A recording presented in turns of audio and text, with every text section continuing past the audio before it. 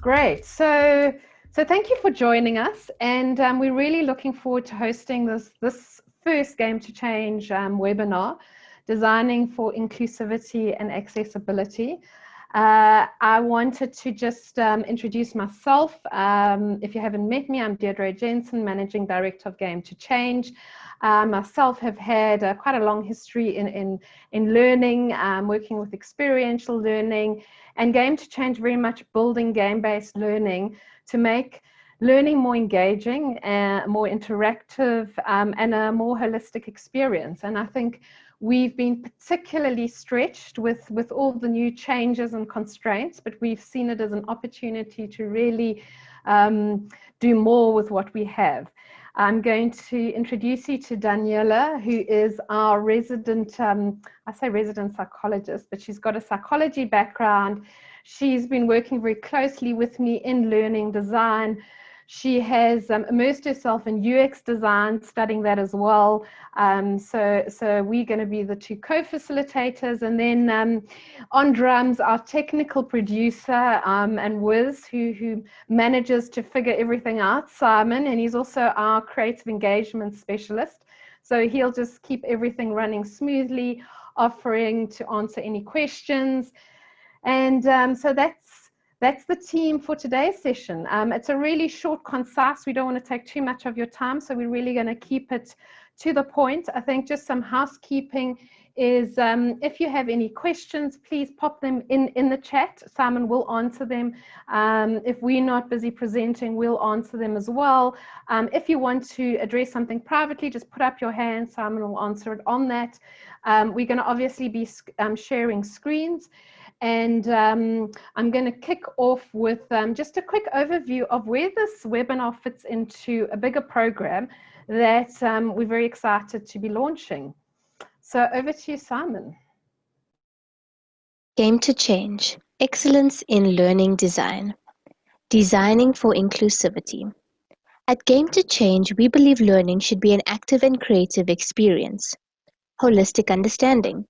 Your environment is unique and so are your people. We listen and design with you at the center. Experiential learning. People are not robots. Our designs focus on engagement and interactivity. Outcomes driven. We measure what we deliver to drive consistency and continuous improvement. The Excellence in Learning Design series is focused on 4 areas of learning design. Webinar 1, covering a key part of the discovery phase, which is to design for inclusivity using the user persona map. Webinar 2, this will focus on creativity in designing an experience derived from the insights. Webinar 3, this will give the steps in designing a prototype to test with user and environment. Webinar 4, this will review the development process in terms of using iterative development and type of tools to consider. Our first webinar in the Excellence in Learning Design series starts with the Discovery Diamond, with a focus on how to understand our learners, their environment, and the particular challenge that the learning needs to address. The first diamond, Discover, is important to designing learning which is inclusive and accessible to all possible learners. If we learn how to overcome constraints of our learners, if we understand our learner at a deeper level, we allow our learning to have a greater impact and extends the applicability. We hope you find value and additional insights from this webinar. Great. So that just gives you a quick synopsis of where this fits in. For the time we've got allocated, we're going to just dive into one area, which is understanding the user persona, as you heard, and making learning more inclusive and accessible. So we're going to speak about why is inclusivity and accessibility important for when we're designing learning. I'm then going to go on to human-centered design. So this is very much, we've been doing some work in design thinking and using it for our processes, and how you can use user insights to create better design and to better understand your actual problems of what you're addressing, particularly in learning. And we'll be covering the user persona map. We'll also be looking very briefly at the empathy canvas and just sharing some examples. And then finally, what we wanted to end with is just some tips and principles to consider when you do go into your design phase, and how you can make your learning more inclusive and accessible. And this is just to be practical and for something for you to actually apply. We will be following up with a toolkit, so everything on here will be available with additional tips and references. So further ado, I'm going to hand over to Daniela. Cool. So hi, everyone. So I think a really important step is just kind of setting the scene as to why we're focusing on user experience in the learning context. And so the main method that we're delivering learning at the moment is through digital platforms. And UX design has really strong principles for how users engage with digital products. So it's really beneficial for us to incorporate these principles into our learning designs.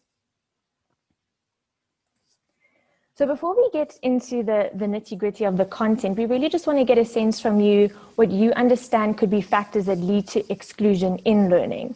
So we have a quick little exercise. Simon's going to pop into the chat a link for you to follow.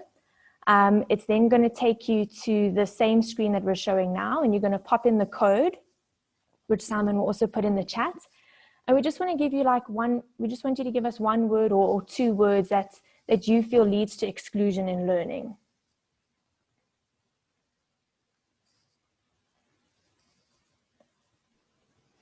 Okay. So you can do it off your browser, yeah. Or on a separate browser on your, and if you can't access it, you can always pop it into the chat as well. We'll also factor that in. So we've got to be flexible. This is the new normal.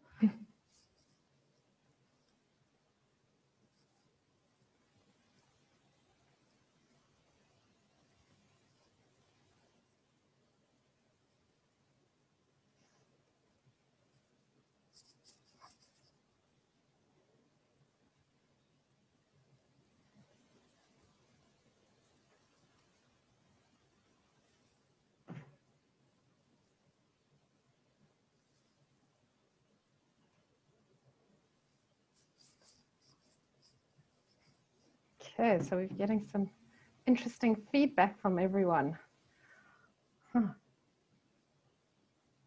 So I see one of the words is superiority. Very interesting. Definitely when there's a power dynamic, it creates a barrier and people are not seen as equal in the learning process. Capability, I think definitely around language, around physical capability. I mean, we had a very interesting project where we had to design learning for deaf students, and that was a really interesting learning curve for us because everything we assumed we had to revise. So definitely what people can do. Competence, definitely. I mean, particularly in South Africa, everyone has had very much differing education backgrounds. So I mean, it comes into play with language, with how we get information across and how do we do it effectively. Oh, and the unknown, definitely. And I think that's very much, you know, I think one of the things is we've all living under very unusual conditions and a certain degree of we all have a certain degree of what's happening next, and that also limits our cognitive capacity. So you're probably finding people have a limited compared to what it was before, so you can't give as much or expect as much in terms of how much learning happens. Emotional distance, definitely, where you feel like, as Daniela will bring up, there's learning is emotional. So if you don't connect with someone, you're not open to receiving a new message. I really like the confidence comments, and I think that kind of leads to a lot of people who actually not even want to engage with the digital platform, and so they don't even try or start. So I mean, that's an interesting one. Okay, your worldview, yeah, we bring that up as well later.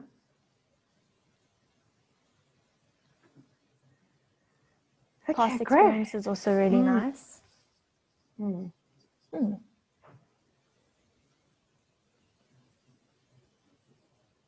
Cool. So, I mean, you guys have displayed quite an understanding of what keeps people from engaging or being excluded from learning. And this really takes us to the next topic of accessibility and inclusion. So it's very tempting for us to design in a regular mindset as our main focus. So we have a regular user, that's who we're designing for. And then any users with an impairment, we kind of use as an outlier. And so that's where the concept of accessibility came from, is we're going to have a normal experience and then we'll have a modified experience for other user groups. But what you do is you do create a marginalization within the two groups. So it's quite interesting for us to maybe think of ourselves as temporarily abled in order to address our biases. So right now I can see, but if I view that as a temporary ability, how would I change my design to cater for that? So we really want to create experiences for the widest possible range of needs. We also have to understand that accessibility is broader than simple disabilities of what we understand in terms of deafness or blindness or motor functions. And there's a mental health aspect as well of depression and anxiety. So for example, depression creates a lot of fatigue and people really struggle to complete tasks. Anxiety, people will be very overwhelmed if there's a lot of images on the screen, if there's ambiguity in instructions, or they just feel overwhelmed with the content. So these are things that we really have to keep in mind as well outside of a physical ability or disability. The inclusion side of it is really the ethical and the social term of it. So we don't want to unnecessarily reinforce any social exclusion that people experience in the physical world. And that's really important in terms of the imagery that we use. Are we representing all users? So can your users see themselves in your design representation, whether it's their race, their gender, their sexuality? So by making our designs more accessible, we then make them more inclusive of all users.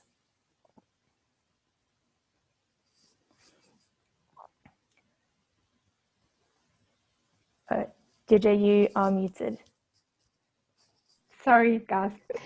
So just to quickly touch on that, if we don't address accessibility and inclusivity, it can have quite a damaging effect, not just in terms of the learning, but psychologically in terms of people feeling diminished and also having a negative connotation. So it can actually stop them from continuing any learning with that organization or in that program. So just some of the areas that do happen when someone isn't taken into account. And I think what we want to say in this is that the new approach of designing is not for someone, but design with them and actually make it into a co-creation session. And we've seen, I mean, we've been on a couple of projects where the user has been part of that experience, and it really leads to greater adoption, greater insights, and a better product at the end of the day.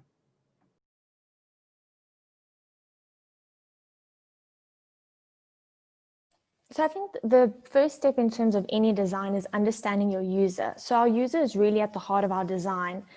And this is whether we're designing interfaces, apps, learning content, the user journey needs to be very clear and very intuitive. And so in order to create a user journey, you first need to create a user persona. So this is an interesting template that we've even used, and it's creating that user persona as your starting point. And it allows you to delve into the pain points of your user, their behaviors that you foresee them having, what devices they may use. And a really important recommendation of this is to use a team to create your persona, not one person, because often you're then using your own viewpoint, you have your own biases that come into play. Whereas if you're using a diverse team to do it, you have various viewpoints that you can create a broad persona with. Great. And obviously, what we also recommend, and this is from design thinking, is the empathy canvas map. So often we naturally step into our thinking mind rather than our feeling and all the other senses. And the empathy canvas map is a great way of putting yourself in the user's shoes. And through the process of interviews, observation, and really going deeper, you ask yourself the question, who are they? What do they do? What do they think and feel? So what are their pains, their gains? What do they hear? What do they do? So what is their day-to-day activity? How might they touch on the learning? What could some of the barriers be? Is there anything that they say? What does their physical environment look like? So, you know, I think this takes a bit of time and digging deeper. And I think naturally we're in an environment where we want to push ourselves to get to an outcome. And this work really requires sitting in this space and really getting to grips with who this user is and taking the time, because that's where the real opportunities and the insights come from, and our own limited or our own filters start falling away. So it's a great tool to use and to supplement that user persona. And you'll see that we've actually done this in a number of design thinking for learning, and you can see on the left we've got a couple of personas that were put up. So what we did is we actually, in the workshop, we gave tools of how to interview your user, so that you're not just getting an off-the-cuff statement, you're getting deeper into what they're thinking, what is their narrative. And we actually simulated it with people in the workshop. And then they actually went out and they found users to interview.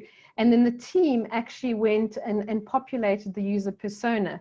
So you can see there's a picture there of where we actually did a touch point. We did a slightly different user persona where we looked at their actual touch points with the learning and where their pains or gains may have been in that process, and we mapped it out onto the board. So this has been for me personally, it's been one of the most invaluable insights to bring into my learning design. So next, I'm going to briefly cover some 5 UX design principles to consider for e-learning. I am cognizant of the time, so I am going to go through it quite briefly, but if there are any questions, please pop them in the chat and we'll attend to them as we go through it. So the first one is to expect user error. And this is the assumption that if a mistake can be made, it will be made. So we really want to minimize any unnecessary elements or to flag key instructions in our learning guidelines. We also want to avoid any ambiguity or lack of clear instructions, because I think in the learning background, you already know what kind of effect that has on participant performance. Also, when you're designing a user face journey for an LMS, it's really important to have a clear learning path. Even if you have self-directed learning, you don't want anyone to miss a whole section because the path wasn't clear. The second one is to design according to the user mental models. This is quite an interesting one because it really is about understanding the universal language and methods that are used in learning. So representations are formed when we engage with certain elements, and the more we engage with those elements, the more they become intuitive to us. So I think we all know that the top X on a Windows bar, if we click it, it will close. So although we want to be very innovative in our learning design, we don't want to take away from the universal elements. As soon as we start being overly creative with our designs, it takes a lot of the cognitive capacity for users to figure out the navigation, and then they don't engage with the actual content as much. So if they're trying to figure out what does this button do, how do I go forward, how do I go back, they're probably not even reading the content as much. And I think it's also just understanding that all of us have very limited cognitive capacity, especially on the digital platform. We're very overstimulated. We've got emails coming through on our phone. We've got another screen on the side. So it really takes a lot for us to focus on something. The third one is don't prioritize aesthetics above functionality. So as much as strong aesthetics can draw a user in, it will be short-lived if they can't use the actual design or the product.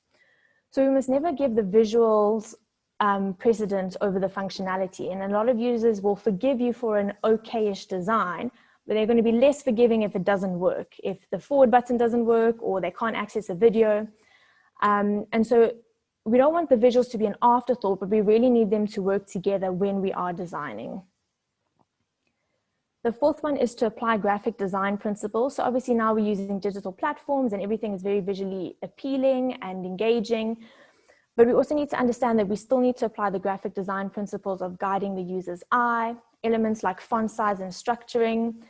Where this also leads to usability and accessibility is a lot of designers want to avoid Comic Sans as a font. But Comic Sans is actually the most easy to read font for people with dyslexia.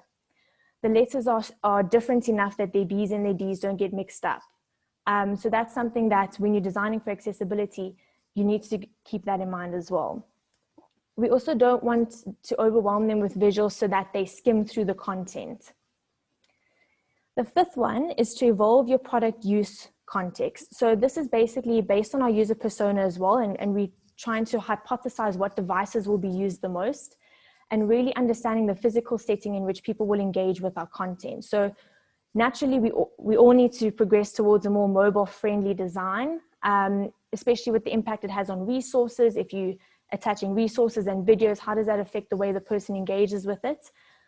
An important aspect of this is user feedback. So often we'll design expecting someone to engage with our content on a laptop, and then in our user feedback, we see that most users are using digital mobile devices.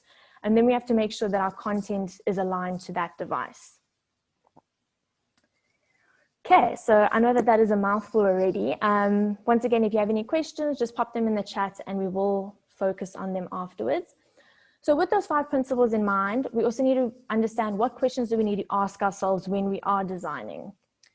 So the first question is the e-learning learner-centered and is it usable? So can someone accomplish what they desire to accomplish without pulling out their hair?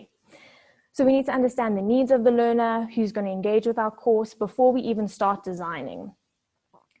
Often we get caught in the, I think my learning should look like this. And so we also need to embrace user testing and take our own course. If you're going to design something, take it afterwards and see how you felt and how you engage with the content. Okay, the second question, is the experience engaging? So a user-friendly experience is really a great way to get people to complete the course. So it is a bit challenging if you don't have an instructor, you don't have anyone to guide students, to address questions, and it's hard to force adults to finish anything. So we really need to introduce motivational triggers to encourage people to stay on the course and continue learning. And at Game to Change, we really use game thinking as our motivational methodology, whether it's leaderboards, narratives, scenarios, or simulations. That's how we really get people to complete the tasks or the learning experience. So the third question again links to the devices. Is the experience the same on every device? So responsiveness is the core in creating the best user experience. So we don't want anyone to miss out on something if they choose to use a different device. So are they missing out on any resources if they're using mobile versus desktop? And you really want it to run smoothly on all the devices. You don't want anyone to be left out because they couldn't finish it or they couldn't navigate it. The menu looked different and they couldn't really figure it out. Then the last question is, how much is too much? And this is really with the look and the feel of your design. So we want people to be able to find stuff as easily as possible without getting distracted. So if anything's cluttered, it's not going to be a smooth learning experience. And this is really where the emotions come in. So learning is an emotional experience, especially when we're working with people who have depression or anxiety as well. We don't want to exacerbate those feelings. So if things are overwhelmed and the user can't navigate it, they get more anxious and then they don't want to carry on. They just tap out. So we want the learner to be really at ease. We want it to be intuitive to understand with one focus on one screen, one main idea, one action, very few alternatives. So, I mean, even myself, I get a bit overwhelmed when I have a screen. I have my forward and my back, but then I have an info, then I have a dictionary, then I have return to main menu, and sometimes it does get quite overwhelming. So the simpler and the more straightforward the design is, the less someone can resist it emotionally and cognitively. Okay, so I know that was a bit of a run through. So if there are any questions, just pop them in the chat. Great, thanks, Daniela. I think we really wanted to give you just some great pointers. And the nice thing is we are going to be emailing through a toolkit where you get more detail on this. You also have references. We've included the user persona map. So you can really take that toolkit and apply some of these principles in your actual work. And from that, we want to chat to you a little bit about what's next and what are we offering as a follow-up. So I think the first option is we've launched this as the first webinar in terms of that first diamond of Discover. And we really look forward to launching our next webinar. And we'd love it if you found value in this process to join us on the 23rd of September. It's also half an hour. We will be looking at creativity in designing your learning. what are the techniques that you can use in that. So that'll be our next webinar, and we'd love you to join us in that. It's going to follow very much the same format, also with the toolkit. Then if you feel that some of what we are offering you would need to complement, or we can help you in certain designs, you can please get in touch with us. We do things in online consultation. There'll be a link in the follow-up email. And then finally, we also are very excited to be launching our Excellence in Learning Design program. So what we've shown today is just a very short snippet of this program. The program does cover all 4 areas. It is an online program at the moment. So I am going to ask Simon to just flip through to page. Great, thanks, Simon. So you'll see this program is going to be run on our, we've got a platform that we run it off. It'll cover 4 lessons. Each lesson will focus on one of the diamonds. So we've got discover, create, prototype, deliver, and evaluate. In each of these, there are going to be 3 to 4 topics. They're short topics, 15 to 10 minutes that have been recorded. So you'll see that on topic 1 is discover. We look at content mapping. How do you do a learning journey mapping? We go into some more detail around personas and empathy canvas. And then we also look at performance objective analysis. So how do you know something's a learning issue or sitting outside as a performance issue? We've got a great little map that we use for that. So that's the first diamond. And you'll see that it's covered with actual videos. We also have quizzes, we have toolkits. We will be getting a guest speaker who is got an area of expertise in that. And then we also have a practical application virtual classroom session that we're going to limit to 8 learners, where you take all of that and you can apply it into a project. And you'll see we apply this approach then across creating. You'll see the topics there: brainstorming, designing narratives, how to storyboard, game thinking mechanics. Then we look at prototyping, which is really great if you don't want to go into full development and you need to test it with your users. How to do a paper prototype, how to do a service blueprint for a learning journey, how to do your testing and to get feedback from users. And finally, we just look at development. So what is an iterative development process? How can you put that in place? Because as we know, things change very rapidly. So we have to be agile in that, which is quite a challenge. So we're going to share some approaches. We're also going to look at a couple of tools that can be used, not just in terms of a static process, also learning experience design. There's some great apps that can help people navigate that.